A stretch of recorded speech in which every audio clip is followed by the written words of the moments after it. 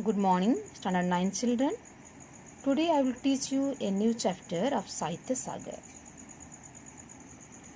Chapter 4, Netaji Ka Chashma. This chapter's writer's name Swayam Prakash. He was born at Indore in state of Madhya Pradesh on 20th January 1947. He was completed study in mechanic engineering.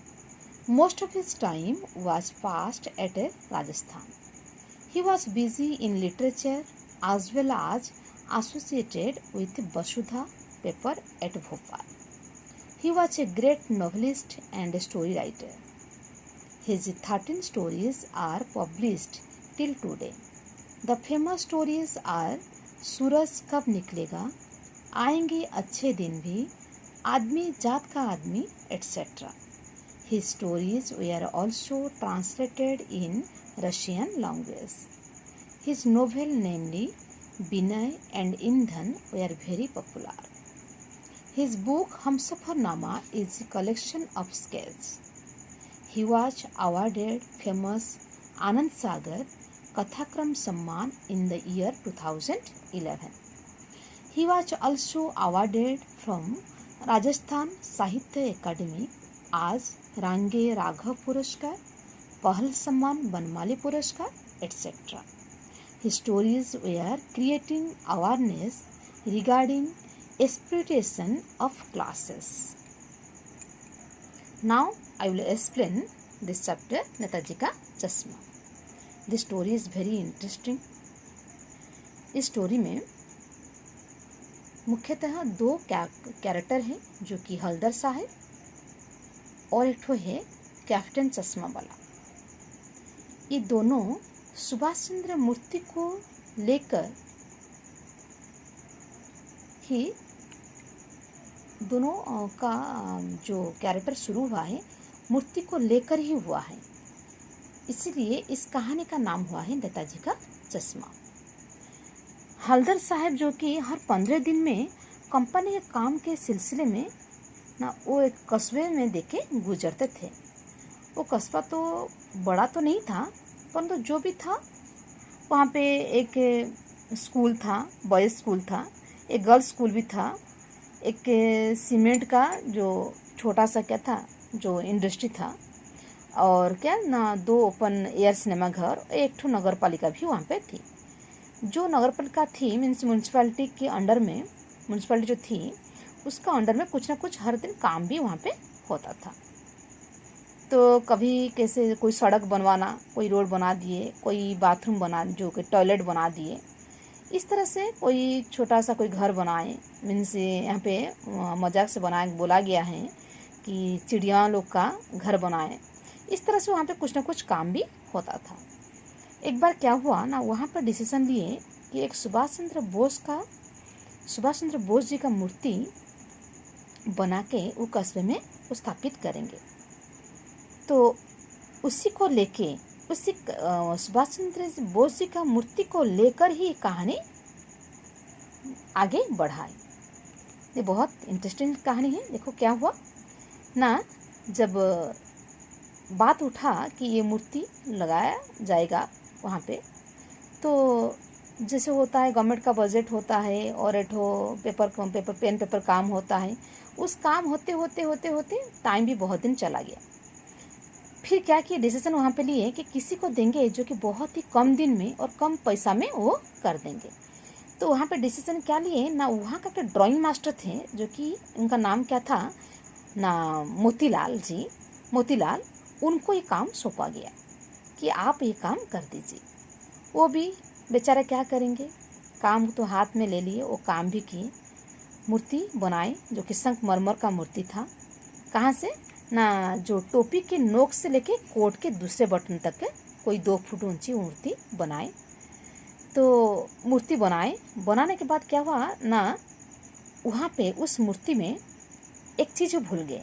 क्या ना, उस मूर्ति में चश्मा लगाना वो भूल गए। ये तुम लोग सब देखे हो न, सुभाष चंद्र बोस जी की मूर्ति में क्या है, चश्मा वो लगाए हुए थे।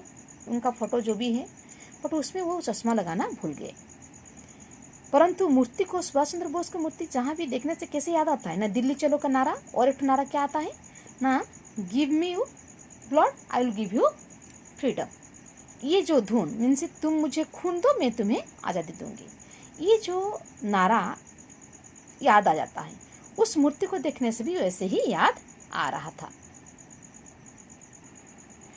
उस मूर्ति तो बन गई, परंतु उस मूर्ति में क्या चीज़ कमी रहा? चश्मा का कमी रह गया।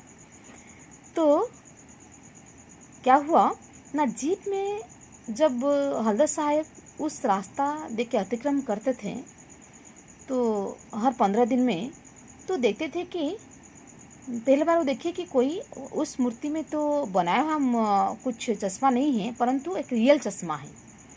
तो देख के मैंने उनको आश्चर्य लगा कि चलो जो भी है उनका देशात्मक बोध भावना है। किसी का भी अगर कोई मूर्तिकार बनाना भूल गया है, परंतु यहाँ का मनुष्य नहीं भूले हैं कि सुभाष चंद्र बोस जी के मूर्ति में चश्मा होता है, तो वो रियल चश्मा को लाके बैठा देते हैं।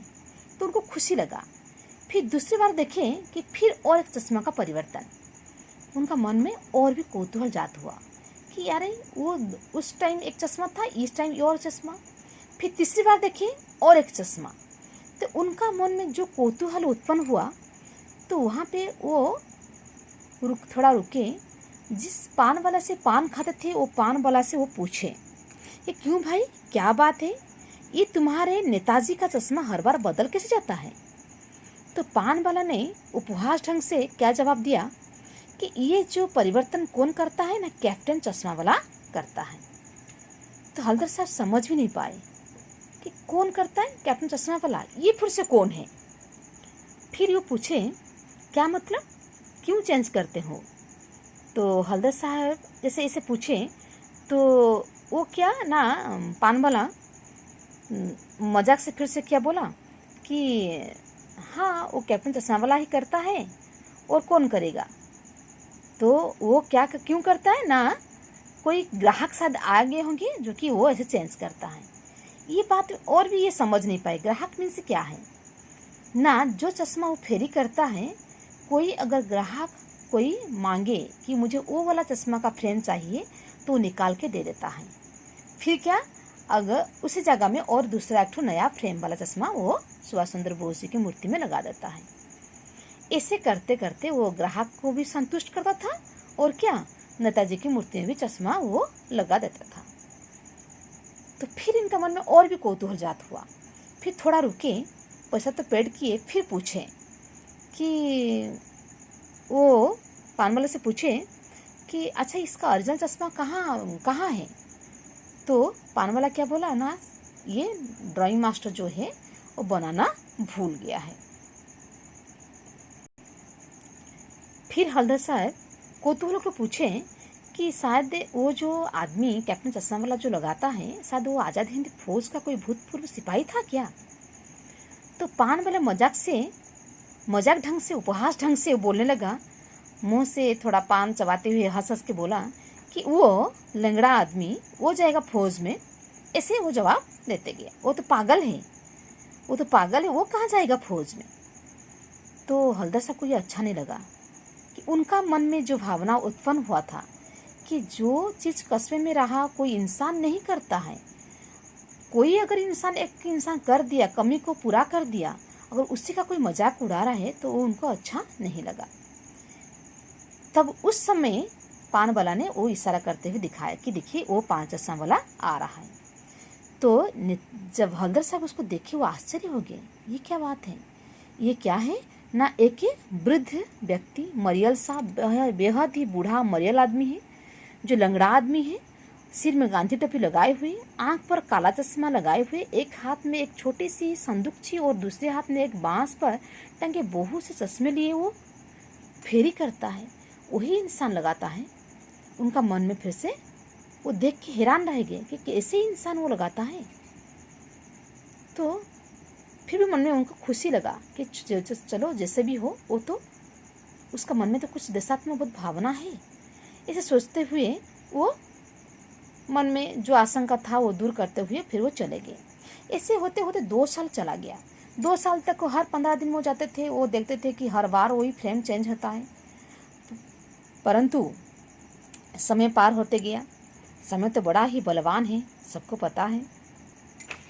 फिर एक बार क्या हुआ ना, देखे जब वो कस्बे देखे पार कर रहे थे, देखे कि उस मूर्ति में क्या नहीं था ना, चश्मा नहीं था। तो खड़े होके आश्चर्य हो गए, तो खड़े हो गए वहाँ पे, आश्चर्य होके खड़े हो गए और पूछे, जाके पान वाला से पूछे, पान तो लेते थे वहाँ पे, पूछे कि वहाँ पे भी बहुत सारा दुकान भी उस दिन भी बंद थोड़ा था। तो पूछे कि क्या क्या है वो, आज चश्मा क्यों नहीं है। जब पूछे तो पान वाला ने दुखी भरा से जवाब दिया कि वो क्या अपने चश्मा वाला क्या हुआ ना, उसका देहांत हो गया है। तो ये सुन के उनको बहुत ही दुख लगा कि जो आदमी का मनोभावना कितना उच्च कोटि था, आज वो इंसान नहीं है। इसीलिए नेताजी की मूर्ति में भी क्या नहीं है, चश्मा नहीं है। तो शायद आगे में अर्थात भविष्य में और कोई इस तरह से चश्मा परिवर्तन नहीं करेगा। यही भावना लेके, यही दुखदपन भावना लेके वो आगे बढ़ते गए और फिर सोचे कि और जब भी जाएंगे वो देखेंगे नहीं, शायद कोई परिवर्तन, चश्मा लगाएगा नहीं और देखेंगे भी उधर से वो नहीं। वैसे वे गाड़ी में बैठ गए और चले गए। फिर क्या हुआ ना, जब 15 दिन के बाद फिर वो चौराहे पर वो पार कर रहे थे, उस समय देख के आश्चर्य हो गए कि वहाँ पे फिर एक छोटा सा कोई पेपर का शायद होगा, वहाँ पे क्या था ना, उनका एक चश्मा लगा हुआ था। वो आश्चर्य हो के ड्राइवर को बोले, रुको, ब्रेक मारो, जल्दी ब्रेक मारो।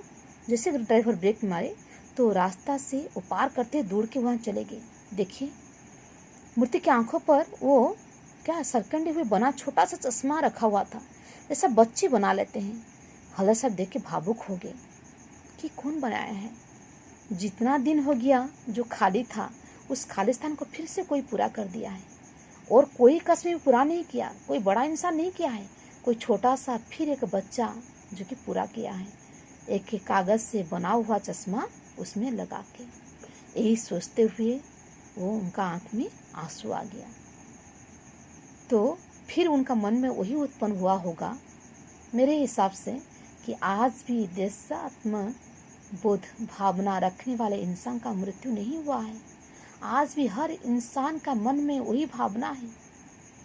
छोटे बच्चा अगर लगा लेते हैं तो बड़े होकर भी, बड़े होते होते सब कोई जानते हैं जो कमी, जिसके पास जो कमी है उसको किस तरह से पूरा करेंगे।